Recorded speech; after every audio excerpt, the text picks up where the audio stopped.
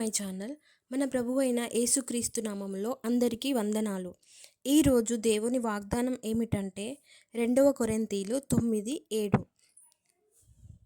సనుగు కొనకయు బలవంతముగా కాకయు ప్రతివాడును తన హృదయంలో నిశ్చయించుకొనిన ప్రకారము ఇయ్యవలెను.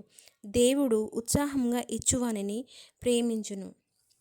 చర్చిలో మనం కానుకలు ఇస్తున్నప్పుడు దేవుడు మనం ఇచ్చేటువంటి మన చేతిని కాదు కానీ ఇచ్చేటువంటి మన హృదయాన్ని చూస్తాడు. మనం ఇచ్చే మన అర్పణను కాదు కానీ మనం ఏ హృదయంతో ఆ అర్పణను దేవునికి అర్పిస్తున్నామనే మన హృదయాన్ని మాత్రమే చూస్తాడు.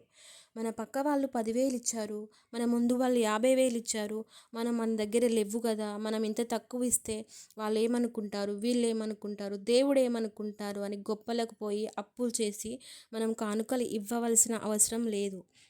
మన దగ్గర ఎంతుందో అంత దేవుడికి మనం సంతోషంగా ఇష్టంగా మనకు ఉన్న దాంట్లోనే దేవునికి మనం కానుకగా అర్పించినట్లయితే దేవుడు అలాంటి కానుకలను సంతోషంగా స్వీకరిస్తాడు.